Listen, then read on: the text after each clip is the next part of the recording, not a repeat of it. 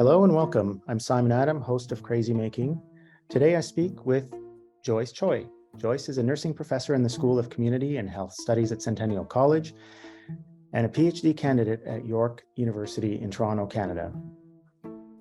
Her clinical background is in the area of gerontological nursing. She's worked in the long-term care sector as a unit leader and nurse classifier with the Ontario Ministry of Health and Long-Term Care, a behavioural support outreach nurse, and an interprofessional nurse educator.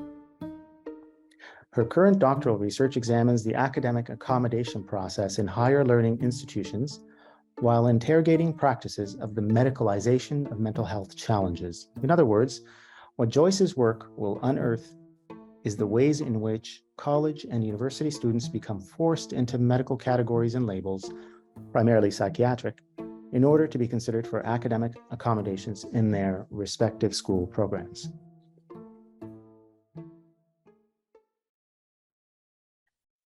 Welcome, Joyce. Welcome to the show. Thank you, Simon. Tell us, Joyce, what you are up to these days in terms of your research, what's happening. Well, I think, thank you. I'm very excited to reach the milestone of being a PhD candidate for my research that examines accessibility in post-secondary education for students with mental health challenges. And so I'm really excited to move on to this next phase where I'm in the process of going through my ethics application and hopefully to begin data collection later this year. So I'm very excited to be able to reach this step. Okay, so you mentioned something called a PhD candidate. So for the listeners who are not familiar with this language, can you explain what a PhD candidate is and how you get candidacy? In terms of the PhD candidacy, to reach the stage, I would have to complete all the coursework that is required from the PhD program, and then go through an examination in order to, and I did an oral exam and in preparation, and also prepared a paper that is publishable manuscript. So it was through the passing the examination that I am able to reach the PhD candidacy. And be able to now conduct the research that I have proposed as part of the examination. So now being able to move forward with my project in terms of the research design, the approach, the theoretical lens that I'm intending to use, and also the process I would like to proceed with the study. So yeah, so that's a little bit about the PhD candidacy element. Okay, so in other words, a lot of work.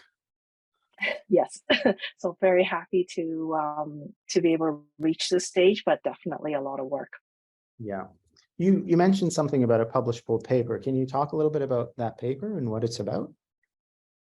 Absolutely. So I was really interested when I began my PhD journey, and the fascination with the concept of resilience. So, and really, how is that being contextualized within nursing and nursing education? So, I've decided, with the support of my supervisors and committee, to really engage with doing a concept analysis using Rogers' evolutionary concept analysis to explore this particular concept. So with my review, I was able to distill 19 articles that really explore the concept of resilience, how it is being employed within nursing education, and then be able to generate how we can move forward, because I really want to challenge the way it is described, the way it is used. It is very individually focused, and that we should really look at other factors that do impact one's resilience.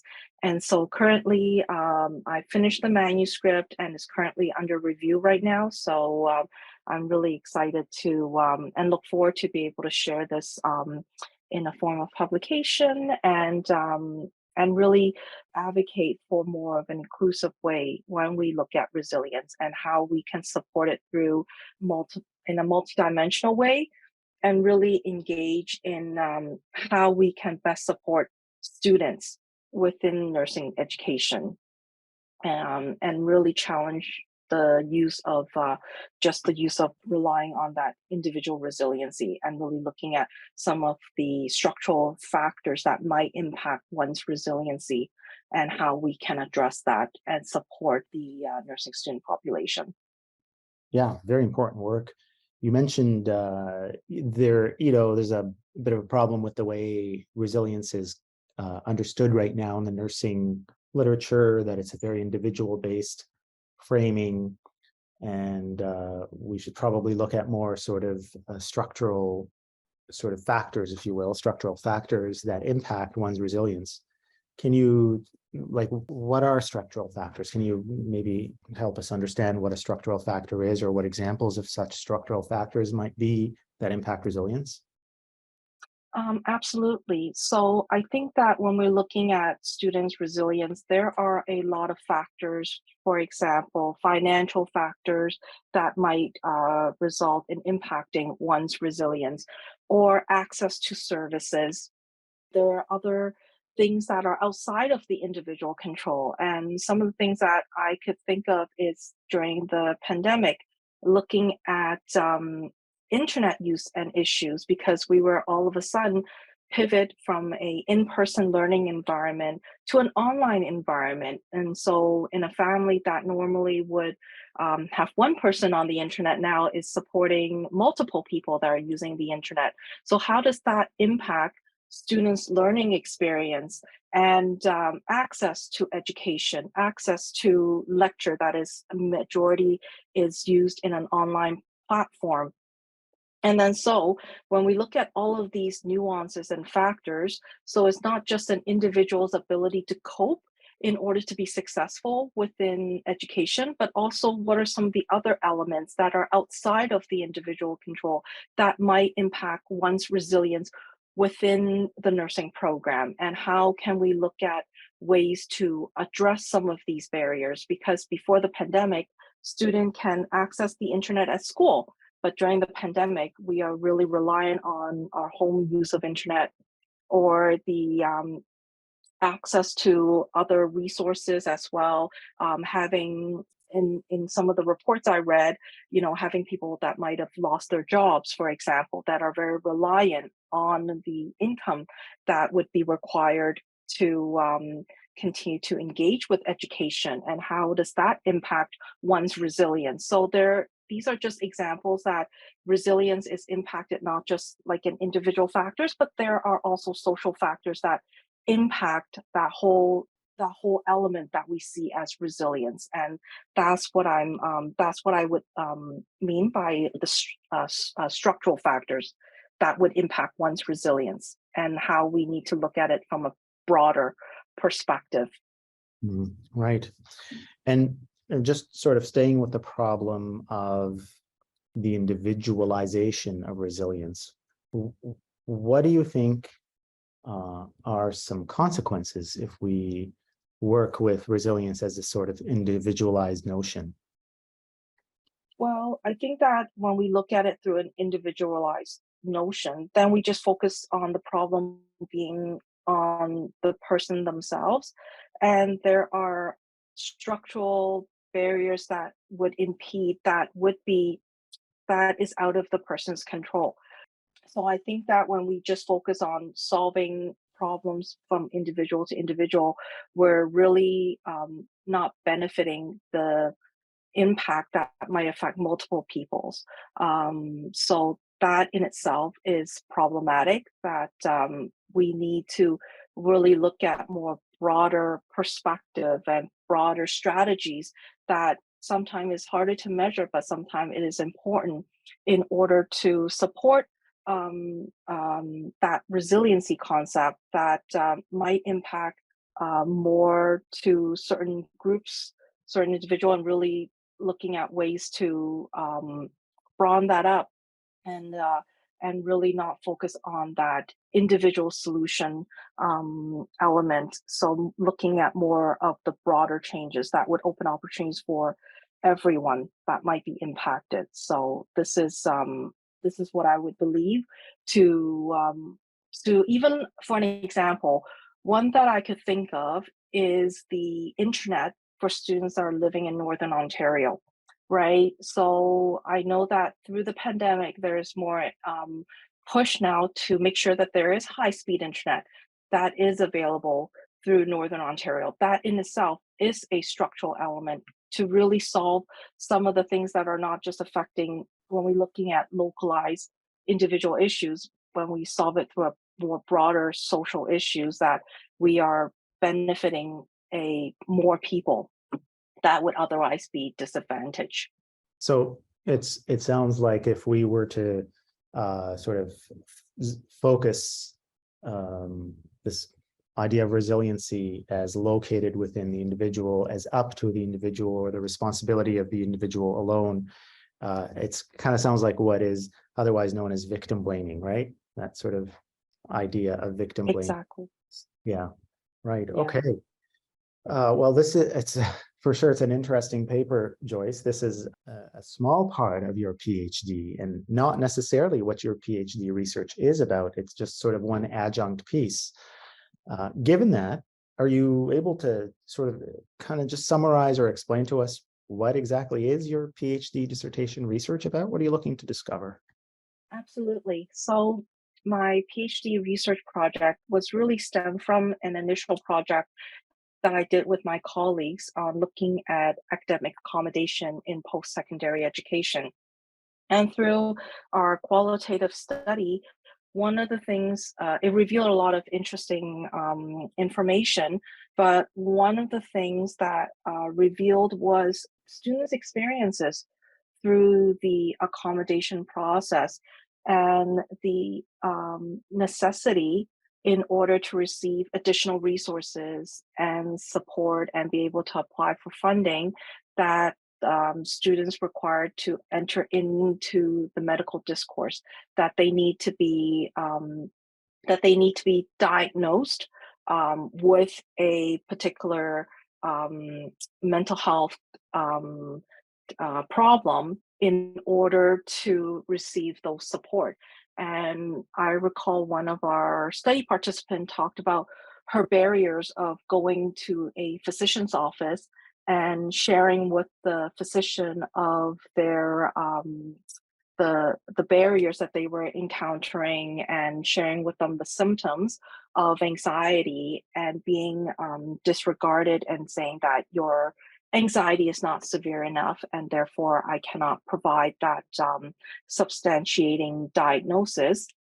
And the student had to go back to counseling and to our accommodation center to share that information. So what the student was required to do was to then go into the accommodation office every semester in order to renegotiate and to get access. So this is the entry point into my research project and really questioning and challenging that medicalization element for students to access and use academic accommodation within the education system. So my research really looking at it through an institutional processes. I will be employing institutional ethnography to explore this multidimensional and complex issue.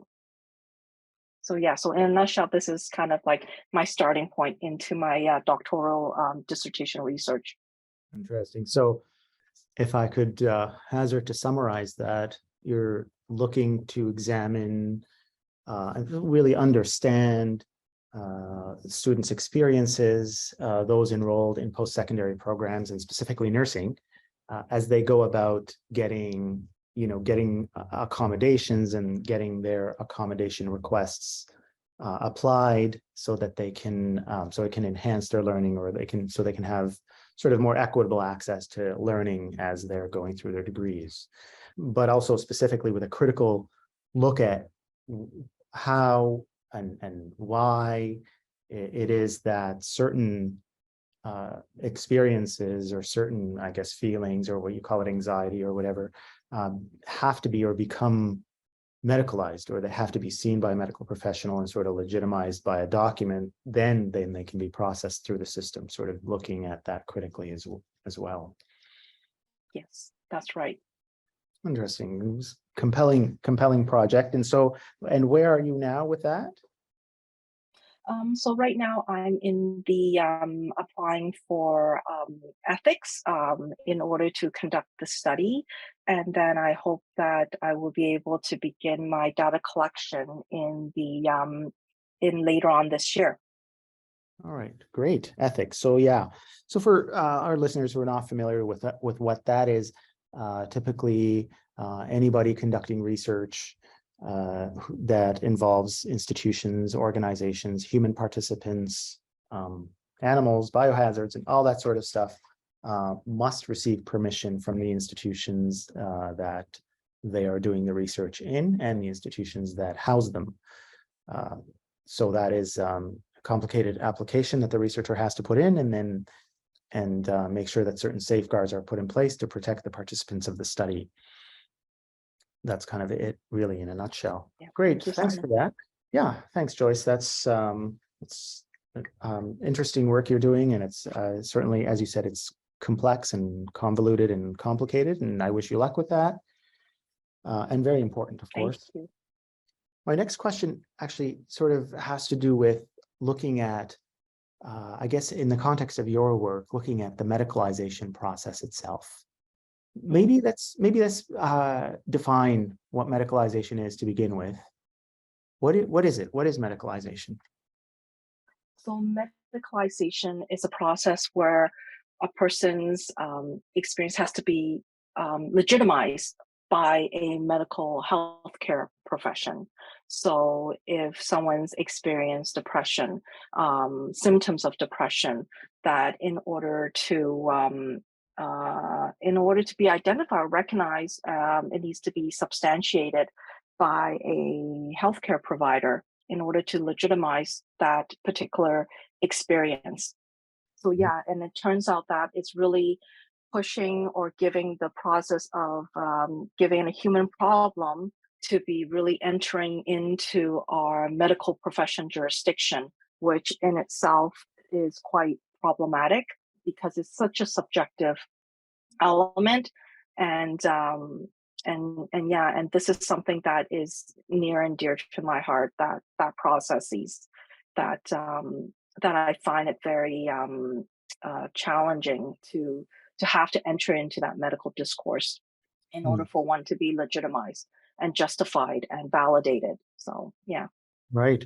So it's like so taking sort of everyday normal or natural human experiences and turning them into medical issues or medical problems that are diagnosable and treatable, yeah, and so on. So, you know, I guess the example I'm thinking of, and this is a pretty simple one, like a hair loss, right? Like, you know, hair loss for some people is a natural phenomenon associated with changes in hormonal levels and aging and the changing and the sort of natural progression of the aging body, right?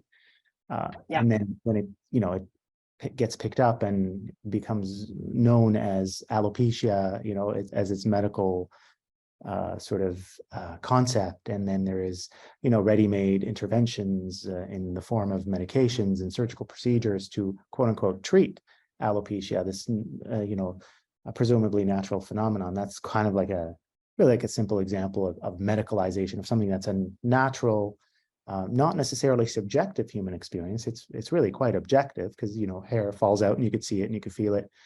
It's just natural and not necessarily medical. Yeah.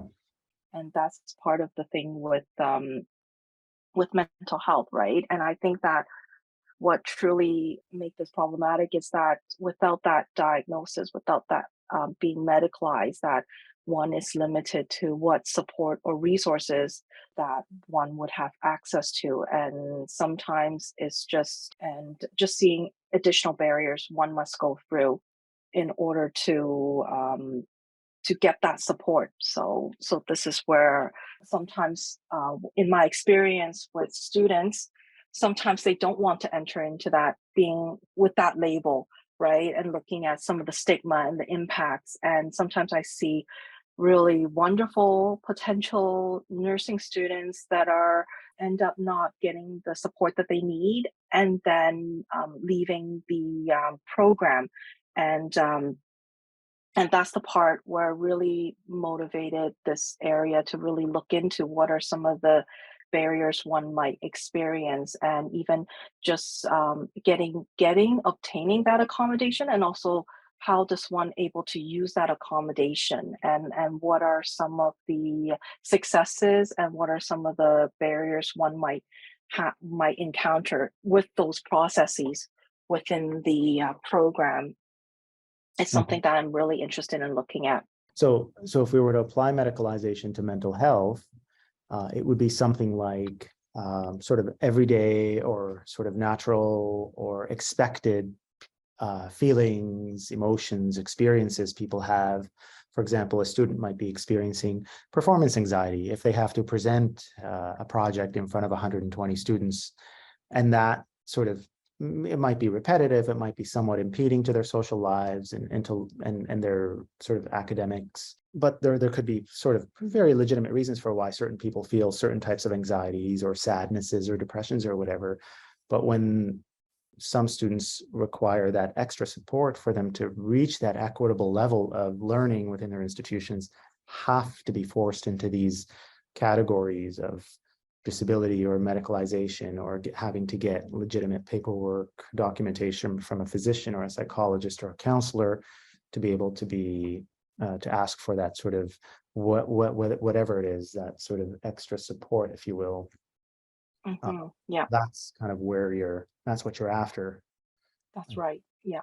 hmm And really looking at the process and how one negotiates, and what are the institution that kind of governs that element, and what are some of the and how does that translate to what this, and at the end of the day, what the students encounter. And sometimes it could be barriers that one might not foresee, right? Even though accommodation could be negotiated every semester with the counselor, uh, but that in itself, could that be a potential barrier of having to getting that negotiating back every semester? So yeah, so looking at all the nuances and elements, and really looking at exploring this issue further within my dissertation research.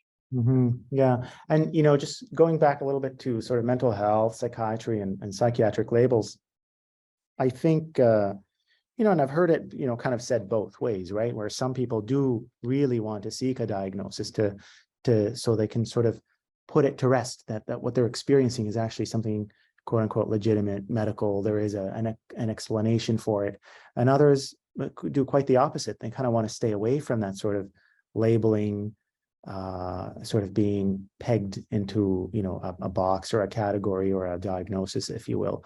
So I imagine you might find differing opinions with these student experiences. Some who might be seeking that to sort of get some sort of understanding, and maybe seek comfort in that diagnosis, while others just actually rejecting it, not wanting anything to do with it. Oh, absolutely. I think that that is such a key in some of my students' experiences, and but I think the part that is the barrier is that when they cannot get that substantiation, right, and they're encountering that barriers in having um, that their experience is being validated, and that it is something going on, right, and but not when they don't have that substantiation, again, that encountering that barrier, that in itself is yeah it's kind of like, what are some of these barriers that one might want to seek help and unable to, or how does our current education system support different diverse learners and diverse learning needs, and what can we do to improve and do better, right? Because I think that I just see so many great potential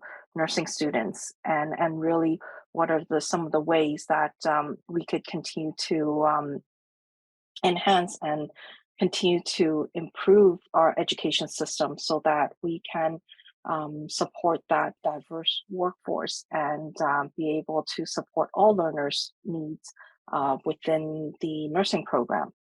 So I'm very interested to engage further in this in my research into this area. Awesome. And how long would it take you to do all this research? That's a really great question. I do hope that within the next year, that I'm able to conduct this research and be able to start that and simultaneously doing data analysis with this particular project and be able to start analyzing my findings. So currently, my timeline is within 1 year timeline for this particular project.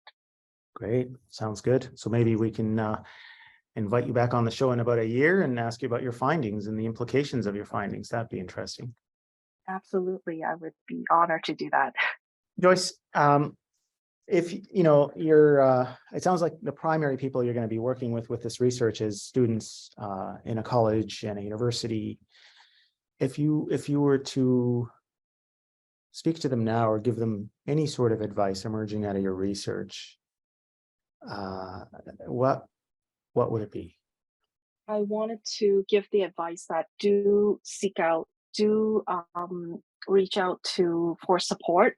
I think one of the biggest barriers I see, and sometimes it's really hard, especially going through various experiences, but just really knowing that there is support mechanism out there, that you're not alone, and that it is important that to be able to reach out. And I know that even some of our academic resources are really valuable, and really be and really I hope that we can continue. I really wanted to engage with nursing students and be able to really support their really.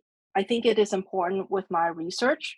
One of the things is that really engage with, and I truly believe in the disability justice, and that the person that are experiences should be the driver of that solution. So I really wanted to engage with nursing students in this particular area and really engage them and see what they would see as solution focused, what would be meaningful for them from an institutional perspective in supporting them through their academic journey with their needs, and really bring in a voice and advocacy in that lens. So, yeah. So, not really specific advices, but just kind of even just the vision, right? And really be an ally and really allow my participants to really, seeing what their needs are and really explore deep into that issue. But yeah. Sure. Yeah. I mean, specific enough to the stage of where you are in the stage of your research, and you'll have presumably more specific findings and implications as you actually complete the research later on. And we'd love to hear more at that time. Thanks, Joyce. Thank you for appearing on the show. And thanks for your wisdom and the really wonderful work that you're doing. And I look forward to chatting with you again. Joyce is a nursing professor in the School of Community and Health Studies at Centennial College and a doctoral candidate at York University, Toronto, Canada. Thank you very much, Joyce. Thank you, Simon.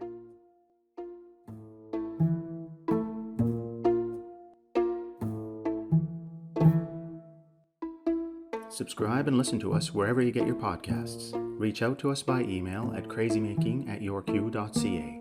That's crazymaking@yorku.ca. And follow us on Instagram at crazymakingpodcast. Thanks for listening.